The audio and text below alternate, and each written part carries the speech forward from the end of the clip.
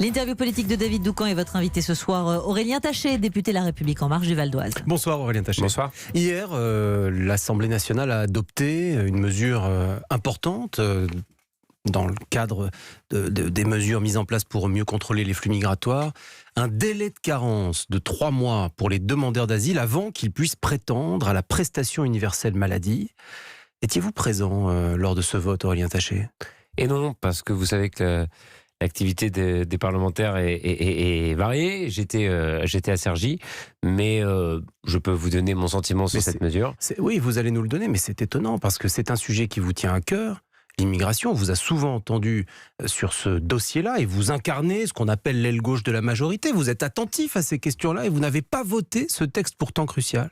Vous continuerez même de m'entendre sur ces sujets-là, mais bon, là, il se trouvait que je n'étais pas présent au moment du vote, mais je peux vous donner mon sentiment sur cette mesure. Pour moi, ce qui compte, c'est que l'aide médicale d'État, auquel continueront d'avoir accès les gens qui relèvent de l'asile et qui ne seront pas immédiatement à la protection universelle maladie, puisqu'il y aura ce délai de 3 mois, pourront continuer de prétendre et qu'elle ne soit pas modifiée. L'aide médicale d'État, c'est ce à quoi tout le monde a droit quand il arrive sur le territoire français. Ouais. Ça veut dire que peu importe votre situation, vous êtes soigné si vous avez un besoin de soins, peu importe votre situation administrative. Il y a eu un débat politique entre nous pour savoir si oui ou non il fallait réduire le panier de soins de cette aide médicale d'État. La décision qui a été prise par le Premier ministre et par le Président de la République était de dire qu'on n'y toucherait pas. Et cela suffit à vous rassurer sur le train de mesures immigration. Pour moi, sur le sujet accès aux soins, c'était l'essentiel. Et sur le package global, il y a d'autres choses qui me satisfont beaucoup. Le fait notamment qu'on facilite l'immigration économique quand il y a des besoins dans tel ou tel secteur, dans telle ou telle région. Voilà. Mais si vous aviez été présent hier, vous auriez voté quoi sur le délai de carence ? Je ne me serais pas opposé à l'instauration de ce délai de carence. Vous seriez abstenu ? Non, j'aurais voté pour. Vous auriez voté pour. Oui, parce que j'ai à un moment pu faire entendre d'autres propositions dans ce débat sur l'immigration et donc je joue collectif. C'est très clair. On passe d'un sujet qui est celui de l'immigration à un autre sujet qui est celui du communautarisme. Ils sont distincts.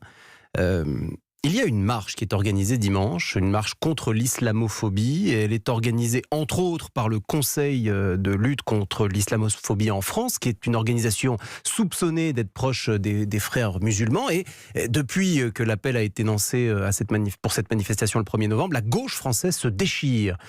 Certains ont renoncé à venir, certains ont signé mais sans trop assumer. Quel regard portez-vous là-dessus ? Ça illustre à mon sens le fait qu'effectivement sur ces questions-là, le débat politique français n'est pas à la hauteur des enjeux.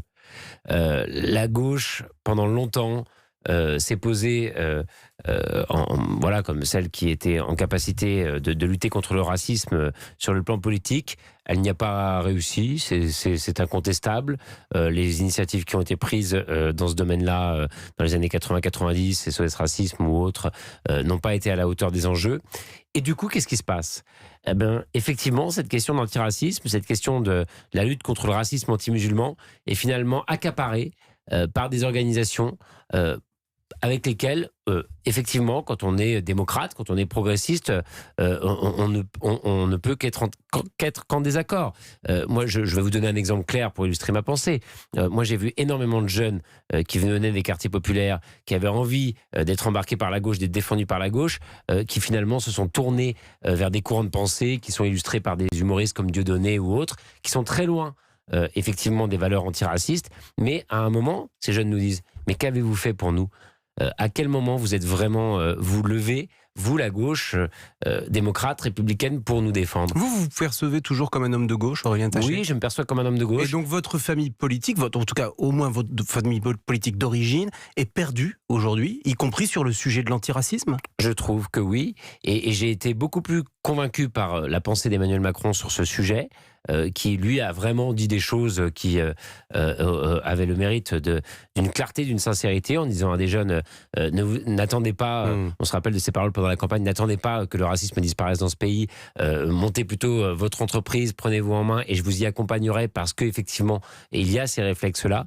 Et oui, effectivement, le Parti socialiste, la gauche républicaine a été particulièrement décevante Pour autant, est-ce qu'il faut céder aux sirènes d'un antiracisme qui peut finalement devenir un peu communautariste, un peu rompre avec nos principes démocratiques et nos principes de rassemblement? Je ne le crois pas. Alors, il y a une famille politique qui, elle, lance des propositions concrètes, c'est la droite. Les Républicains au Sénat ont déposé hier une proposition de loi pour interdire, pour empêcher en tout cas, des listes communautaristes ou communautaires de se présenter aux élections, et en particulier aux prochaines élections municipales. Est-ce que c'est une bonne initiative à vos yeux ? Absolument pas. Je suis totalement opposé à cela, et ça va rejoindre la question précédente que vous m'avez posée. Pourquoi, à un moment, des jeunes peuvent se dire qu'effectivement, un projet qui concernerait uniquement des gens de la même origine, des gens de la même religion, serait un projet souhaitable en France? C'est probablement parce qu'ils n'ont pas trouvé de place ailleurs. C'est probablement parce que ces grands partis de gauche, ces grands partis démocrates républicains qui auraient pu, qui auraient dû même faire cette place à une jeunesse diverse, à une jeunesse qui vient qui a différentes origines, religions. Mais c'est ça aussi le problème. Vous faites l'explication, il y a une situation qui existe, c'est-à-dire que l'islam politique, il existe. Bruno Retailleau, il propose de l'interdire, qu'il puisse se présenter aux élections. Expliquez-nous pourquoi vous considérez que c'est une mauvaise idée. Mais d'abord, parce que c'est pas réalisable. Comment on va faire des listes, on va interdire des listes communautaires, ça veut dire quoi? Est-ce qu'il y a des gens qui vont se dire, oui, moi je fais une liste uniquement pour les gens de telle ou telle origine, ou telle communauté, ou telle religion? Certainement pas. Donc on va faire quoi? On va commencer à lister les prénoms, les noms, à quoi ça va ressembler cette affaire? Alors que proposez-vous, vous? Le gouvernement, que propose le gouvernement et la majorité très là-dessus? gênant sur le plan des principes. Moi, je dis que s'il y a un moment, des élections municipales ont été gagnées par des gens dont on s'aperçoit une fois qu'ils sont maires, qu'ils ont des comportements qui sont contraires à la laïcité, contraires à un certain nombre de principes, il faudra pouvoir les démettre, très clairement. Sébastien Lecornu a été très clair là-dessus, c'est le ministre qui est en charge cette question. Et c'est dans le pouvoir des préfets. Et c'est dans le pouvoir des préfets. On le fera. Mais attention, je voudrais dire aussi que les grands mouvements progressistes comme le mien, La République En Marche, doivent être capables de proposer des perspectives aux jeunes qui viennent de différents horizons et que si on n'est pas capable d'intégrer une forme de diversité dans nos listes, il ne faut pas s'étonner qu'un certain nombre de jeunes à un moment se disent eh bien, je vais aller vers un repli communautaire. Je veux qu'on parle ensuite des aspects sociaux, des sujets sociaux. Donc je vous demande de répondre très brièvement, là c'est juste une précision. Vous aviez été finalement sanctionné par votre parti après les propos qui avaient blessé Jean-Michel Blanquer au moment de la polémique sur le voile? Absolument pas. Absolument pas. Vous aviez pu discuter ensemble, je crois. On a eu une discussion, voilà, on a eu une discussion. Et donc vous êtes réconciliés aujourd'hui? Eh bien, ça va très bien avec Jean-Michel Blanquer. La CGT cheminot a annoncé tout à l'heure qu'elle appelait, elle aussi, après l'UNSA et Sudrail, à la grève. Grève illimitée, reconductible en tout cas, à partir du 5 décembre. Est-ce que, Aurélien Taché, 2019 sera le nouveau 1995 ? Je crois pas. Je pense que cette réforme des retraites, il faut d'abord expliquer pourquoi on l'a fait. On l'a fait parce qu'on a besoin de justice dans ce domaine-là. On a des Français, des Françaises, beaucoup, qui mènent un certain nombre, qui travaillent toute leur vie et qui n'ont toujours pas des droits à la retraite qui sont satisfaisants parce qu'elles ont eu un parcours haché, parce qu'elles ont dû s'arrêter, parce qu'elles ont eu un projet familial, parce qu'elles ont changé de métier. Ça peut arriver aussi à des hommes, évidemment. Non mais ça, vous le répétez depuis des semaines, les syndicats RATP, SNCF ne l'entendent pas manifestement, ils veulent faire la grève. Oui, dur, le 5 décembre. Moi, que les syndicats ne l'entendent pas, c'est une chose. D'abord, que les Français l'entendent, ça serait déjà un premier niveau de satisfaction.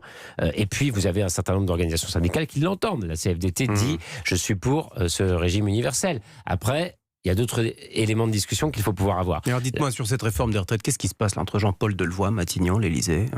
Ils ne sont pas d'accord là. Vous avez un ministre qui est Jean-Paul Delevoye qui pousse effectivement la réforme à son maximum. C'est son rôle, après tout, de ministre. Il est là pour porter son dossier le plus loin possible. Et puis vous avez un Premier ministre, un président de la République qui diront on va regarder en fonction d'un certain nombre d'éléments. Le 5 décembre, moi ce que je crois, c'est que vous allez avoir un certain nombre de gens qui vont se mobiliser pour d'autres raisons que la question des retraites. Il faut peut-être être capable de répondre à ça aussi. La réforme des retraites, c'est une bonne réforme. Il faut dire aux Français que c'est une réforme de justice. Ensuite, s'il y a d'autres questions qui se posent, la SNCF, l'hôpital, autre chose, il faut pouvoir y répondre, mais ne pas tout confondre. Aurélien Taché, député La République En Marche du Val d'Oise. Merci d'avoir répondu à mon invitation.